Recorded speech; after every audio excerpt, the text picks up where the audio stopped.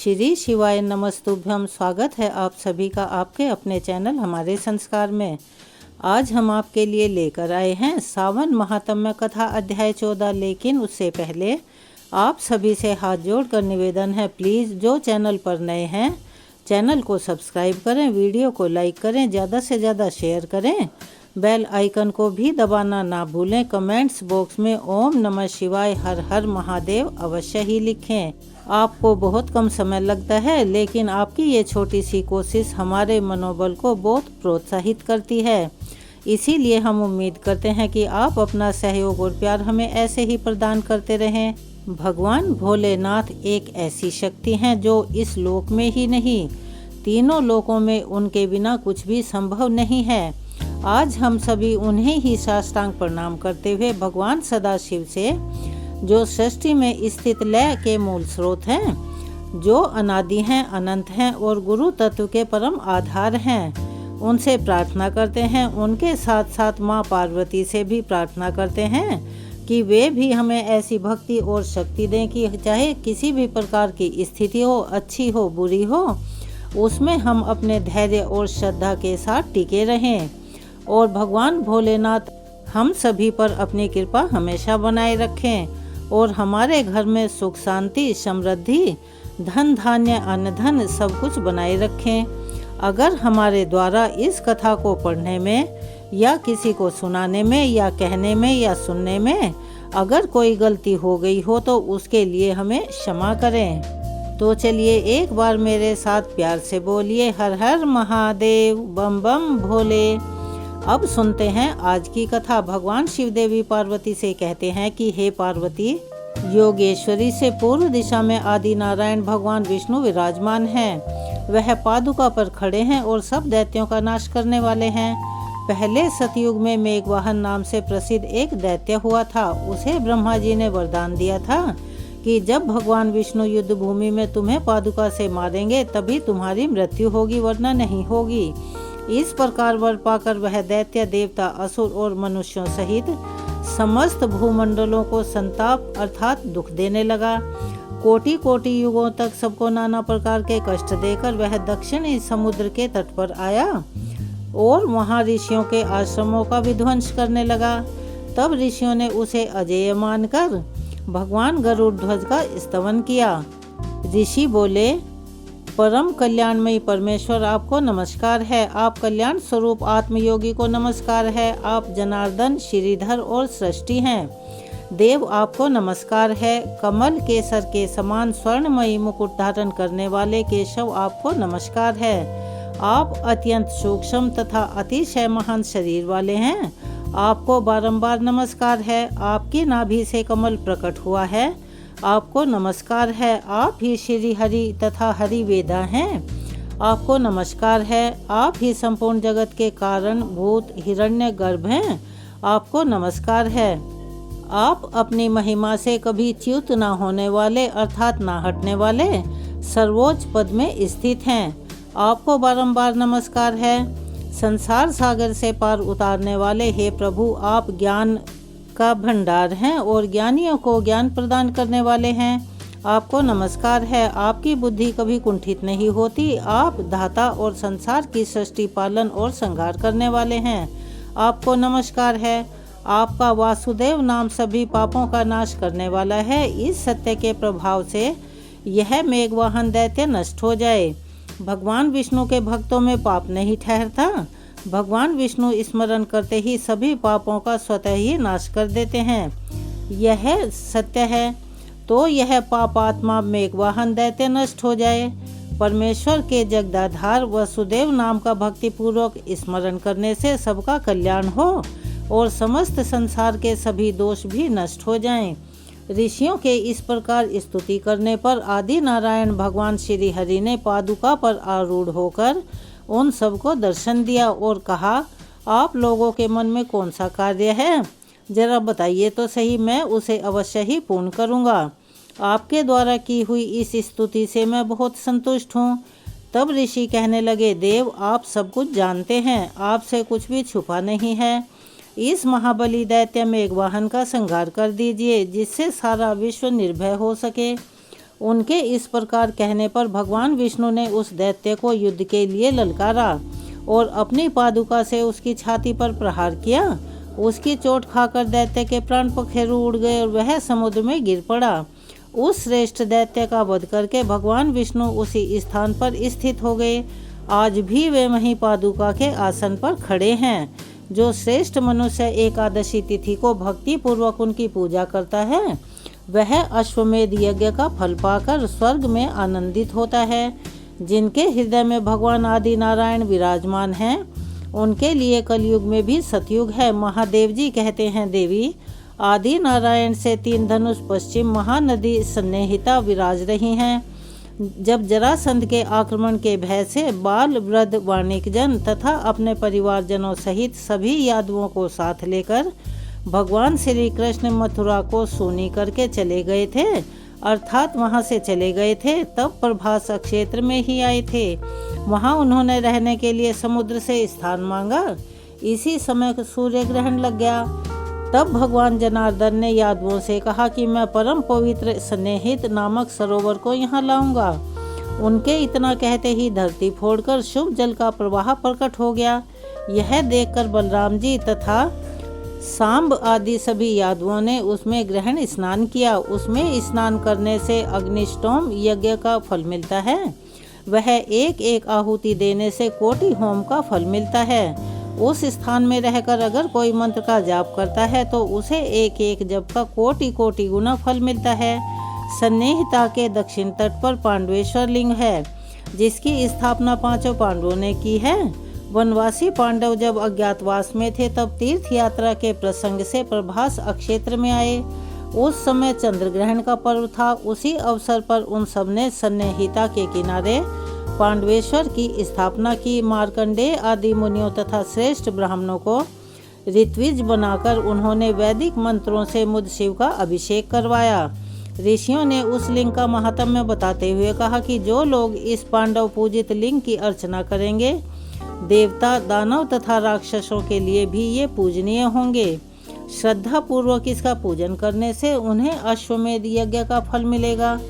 जो पूरे माघ भर स्नेहिता कुंड में स्नान कर पांडवेश्वर की पूजा करता है, वह साक्षात पुरुषोत्तम होता है। इस लिंग के दर्शन से भी पाप के सहस्त्रों टुकड़े हो जाते हैं। पार्वती इस प्रकार श्रद्धा पूर्वक यात्रा करके मनुष्य प्रभास क्षेत्र के 11 रुद्रों के समीप जाए।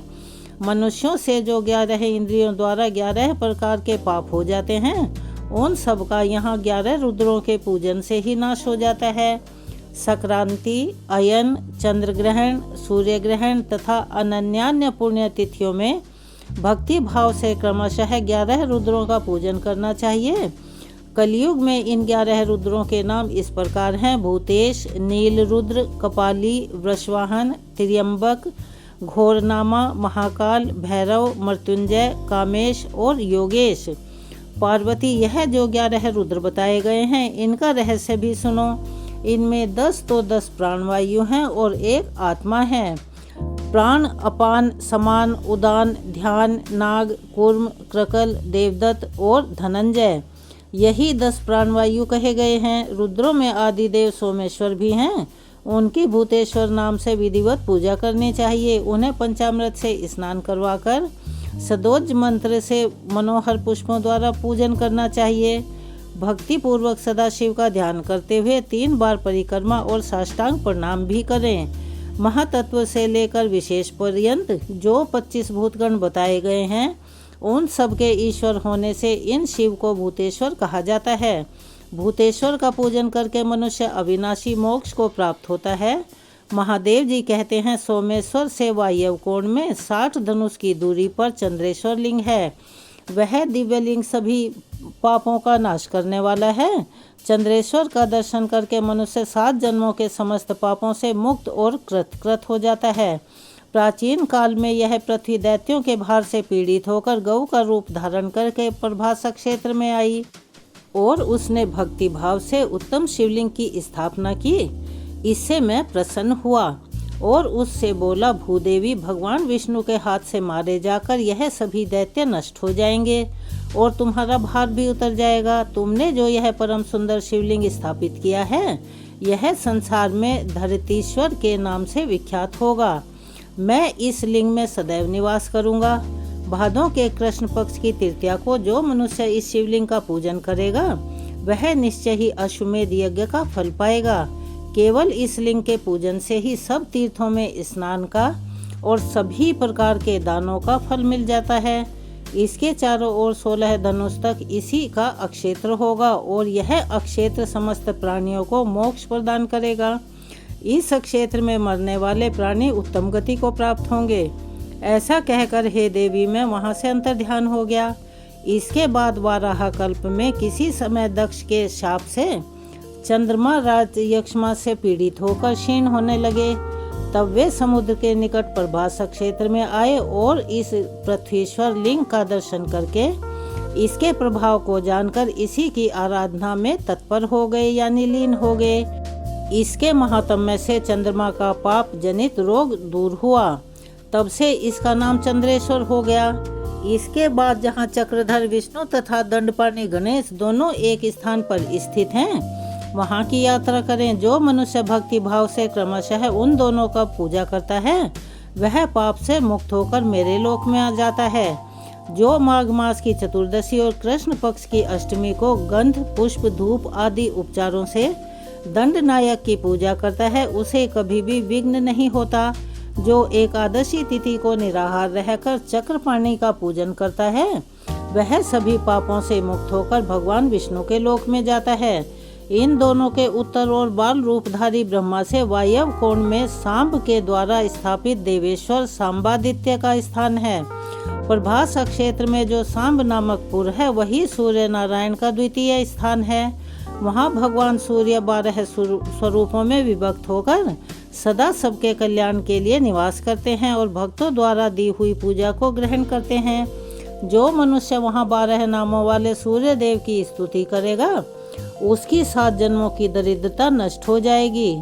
आदित्य, सविता, सूर्यमेहर, अर्क, प्रतापन, मार्तंड, भास्कर, भानु, चित्रभानु, दिवाकर तथा रवि यह सूर्यदेव के सामान्य नाम हैं। विष्णु, धाता, भग, पूषा, मैत्र, इंद्र, वरुण, अयरमा, विवस्वान, अंशुमान, त्वष्टा तथा पर्जन्य यह 12 स्वरूपों के विशेष नाम हैं। यह सभी क्रमशः 12 महीनों में सूर्य मंडल में तपते हैं। चैत्र में विष्णु, बैसाख में अयरमा, ज्येष्ठ में विवस्वान, आषाढ़ में अंशुमान, श्रावण में पर्जन्य, भाद्रपद में वरुण, अश्विन में इंद्र, कार्तिक में धाता, अगहन में मित्र, पौष में पूषा, माघ में भग और फाल्गुन में त्वष्टा तपते हैं। इस प्रकार प्रभास क्षेत्र में 12 मूर्ति वाले सूर्यदेव विराजमान हैं। माघ शुक्ल पंचमी को एक भक्त व्रत, षष्ठी को नक्त व्रत और सप्तमी को सांबादित्य के समीप उपवास व्रत करके अगर मनुष्य लाल चंदन मिश्रित कनेर के फूलों से सूर्य नारायण के लिए अर्घ और धूप देकर पूजा करें और अपनी यथाशक्ति के अनुसार ब्राह्मण को भोजन भी करवाएं। जो इस प्रकार सांबादित्य का पूजन करता है वह इस लोक में समस्त मनोवांछित फलों को पा लेता है। जैसा कि आप सभी जानते हैं, हम अपनी हर कथा के माध्यम से आपको शिव शंकर के 12 ज्योतिर्लिंगों के बारे में बता रहे हैं। तो आज हम आपको सुनाने जा रहे हैं भगवान शिव के काशी विश्वनाथ और भीमाशंकर ज्योतिर्लिंग की कथा के बारे में। पहले यह जान लीजिए भीमाशंकर ज्योतिर्लिंग के बारे में। तो यह ज्योतिर्लिंग महाराष्ट्र के पुणे से लगभग 100 किलोमीटर की दूरी पर सह्याद्री की पहाड़ी पर स्थित है। इसे भीमाशंकर भी कहते हैं और इस ज्योतिर्लिंग की स्थापना के विषय में शिव महापुराण में जो कथा मिलती है उसके अनुसार प्राचीन काल में भीम नामक एक महाप्रतापी राक्षस था। वह कामरूप प्रदेश में अपनी माँ के साथ रहा करता था। वह महाबली राक्षस राज रावण के छोटे भाई कुंभकर्ण का पुत्र था, लेकिन उसने अपने पिता को कभी देखा ही नहीं था। उसके होश संभालने के पहले ही भगवान श्री राम के द्वारा कुंभकर्ण का वध कर दिया गया था। जब वह युवावस्था को प्राप्त हुआ तब उसकी माता ने उसे सारी बातें बताई। भगवान विष्णु के अवतार श्री रामचंद्र जी द्वारा अपने पिता के वध की बात सुनकर वह महाबली राक्षस अत्यंत दुखी और क्रोधित हो उठा। अब तो लगातार वह भगवान श्री हरि के वध का उपाय सोचने लगा। उसने अपने अभीष्ट की प्राप्ति के लिए लगभग 1000 वर्षों तक बहुत कठिन तपस्या की। फिर उसकी तपस्या से प्रसन्न होकर श्री ब्रह्मा जी ने उसे लोक विजयी होने का वरदान दे दिया। अब तो वह राक्षस ब्रह्मा जी के उस वरदान के प्रभाव से सारे प्राणियों को दुखी करने लगा। उसने देवलोक पर आक्रमण करके देवराज इंद्र सहित सभी देवताओं को वहां से बाहर निकाल दिया। पूरे देवलोक पर अब भीम का अधिकार हो गया। इसके बाद उसने भगवान श्री हरि को भी युद्ध में परास्त कर दिया। श्री हरि को पराजित करने के बाद उसने कामरूप के परम शिव भक्त राजा सुदक्षण पर आक्रमण करके उन्हें मंत्रियों और अनुचरों सहित बंदी बना लिया। इस प्रकार धीरे धीरे उसने समस्त लोकों पर अपना अधिकार जमा लिया। उसके अत्याचार से वेदों, पुराणों, शास्त्रों और स्मृतियों का सभी जगह पर एकदम लोप हो गया। वह राक्षस किसी को भी कोई भी धार्मिक काम नहीं करने दिया करता था। इस प्रकार यज्ञ, दान, तप, स्वाध्याय आदि के सारे कार्य एकदम रुक गए। भीम के अत्याचार की भीषणता से घबराकर ऋषि मुनि और देवतागण भगवान शिव की शरण में गए और उनसे अपना तथा समस्त प्राणियों का दुख निवेदित किया। उनकी प्रार्थना सुनकर भगवान शिव उनसे कहने लगे कि हे देवतागणों, हे ऋषि मुनियों, मैं शीघ्र ही उस अत्याचारी राक्षस का संहार करूंगा। उसने मेरे प्रिय भक्त काम रूप नरेश सुदक्षिण को भी सेवकों सहित बंदी बना लिया है। वह अत्याचारी असुर अब और अधिक जीवित रहने का अधिकारी नहीं है। भगवान शिव से यह आश्वासन पाकर ऋषि मुनि और देवगण अपने अपने स्थानों को वापस लौट गए। इधर राक्षस भीम के बंदी गृह में पड़े हुए राजा सुदक्षिण ने भगवान शिव का ध्यान किया और अपने सामने पार्थिव शिवलिंग रखकर अर्चना की। उन्हें ऐसा करते देख क्रोध में अंधे हुए राक्षस भीम ने अपनी तलवार से उस पार्थिव शिवलिंग पर प्रहार कर दिया, किंतु उसकी तलवार का स्पर्श उस लिंग से हो भी नहीं पाया कि उसके भीतर से साक्षात शंकर जी वहां प्रकट हो गए और उन्होंने अपनी हुंकार मात्र से ही, केवल हुंकार मात्र से ही उस राक्षस को वहीं जलाकर भस्म कर दिया। भगवान शंकर जी का यह अद्भुत कृत्य देखकर समस्त ऋषि मुनि और देवगण वहां एकत्रित होकर उनकी स्तुति करने लगे। उन लोगों ने भगवान शिव से प्रार्थना की कि हे देवों के देव महादेव, आप लोग के कल्याण के लिए अब सदा के लिए यहीं पर निवास कर लीजिए। यह अक्षेत्र तो शास्त्रों में अपवित्र बताया गया है। आपके निवास से यह परम पवित्र पुण्यमयी एक क्षेत्र बन जाएगा। तब प्रसन्न हुए भगवान शिव ने सभी की प्रार्थना स्वीकार कर ली और वहां ज्योतिर्लिंग के रूप में सदा निवास करने लगे। उनका यह ज्योतिर्लिंग भीमेश्वर के नाम से विख्यात हुआ। ऐसा माना जाता है कि भीमाशंकर ज्योतिर्लिंग के दर्शन करने का फल कभी व्यर्थ नहीं जाता। जो भी भक्त वहां सच्चे मन से आकर दर्शन करते हैं, उनकी सभी मनोकामनाएं पूर्ण हो जाती हैं। चलिए अब हम बताते हैं काशी विश्वनाथ ज्योतिर्लिंग के बारे में। तो यह ज्योतिर्लिंग उत्तर भारत की प्रसिद्ध नगरी काशी में स्थित है। इस नगरी का प्रलय काल में भी लोप नहीं होता, ऐसा कहा जाता है। उस समय भगवान अपनी वासभूमि इस पवित्र नगरी को अपने त्रिशूल पर धारण कर लेते हैं। प्रलय काल समाप्त होने के बाद और षष्ठी काल आने पर पुनः यथा स्थान रख देते हैं। षष्ठी आदि की स्थली भी इसी नगरी को बताया जाता है। भगवान श्री हरि ने इसी स्थान पर षष्ठी की कामना से तपस्या करके भगवान शंकर को प्रसन्न किया था। अगस्त्य मुनि ने भी इसी स्थान पर अपनी तपस्या द्वारा भगवान शिव को संतुष्ट किया था। इस पवित्र नगरी की महिमा ऐसी ही है कि यहाँ जो भी प्राणी अपने प्राणों का त्याग करता है, उसे अवश्य ही मोक्ष की प्राप्ति होती है। बार बार जीवन मरण के बंधन में नहीं बनना पड़ता, अर्थात आवागमन से उसकी मुक्ति हो जाती है। भगवान शंकर उसके कान में तारक मंत्र का उपदेश करते हैं और इस मंत्र के प्रभाव से जो प्राणी अनेकों पापों से लिप्त होते हैं, वे भी अपने पापों से मुक्ति पाकर भवसागर की बाधाओं से पार हो जाते हैं। तारक मंत्र का हिंदी अनुवाद इस प्रकार है। विषयों में आसक्त अधर्मी व्यक्ति भी यदि इस काशी क्षेत्र में मृत्यु को प्राप्त हो तो उसे भी पुनः संसार बंधन में नहीं आना पड़ता। मत्स्य पुराण में काशी नगरी का महत्व बताते हुए कहा गया है कि जप, ध्यान और ज्ञान रहित तथा दुखों से पीड़ित मनुष्यों के लिए काशी ही एकमात्र परम गति है। श्री विश्वनाथ के आनंदकन में दशाश्वमेध, लोलार्क, बिंदु माधव, केशव और मणिकर्णिका यह 5 प्रश्न तीर्थ हैं। इसी से इसे अभिमुक्त अक्षेत्र भी कहा जाता है। और इसी परम पवित्र नगरी के उत्तर की तरफ ओंकार खंड, दक्षिण में केदार खंड, और बीच में विश्वेश्वर खंड हैं। प्रसिद्ध विश्वनाथ ज्योतिर्लिंग इसी खंड में स्थित हैं। पुराणों में इस ज्योतिर्लिंग के संबंध में जो कथा दी गई है उसके अनुसार भगवान शंकर देवी पार्वती से विवाह करके कैलाश पर्वत पर निवास कर रहे थे, लेकिन वहां पिता के घर में ही विवाहित जीवन बिताना देवी पार्वती को अच्छा नहीं लगता था। एक दिन उन्होंने भगवान शिव से कहा कि हे प्रभु, आप मुझे अपने घर ले चलिए, यहाँ रहना मुझे बिल्कुल भी अच्छा नहीं लगता। सारी लड़कियां तो शादी के बाद अपने पति के घर जाती हैं और मुझे अपने पिता के घर में ही रहना पड़ रहा है। भगवान शिव ने उनकी यह बात स्वीकार कर ली। माता पार्वती को साथ लेकर वे अपनी पवित्र नगरी काशी में आ गए और वहां आकर वे विश्वनाथ ज्योतिर्लिंग के रूप में स्थापित हो गए। इस ज्योतिर्लिंग के दर्शन पूजन से मनुष्य अपने सभी पापों से अतिशीघ्र छुटकारा पा लेता है।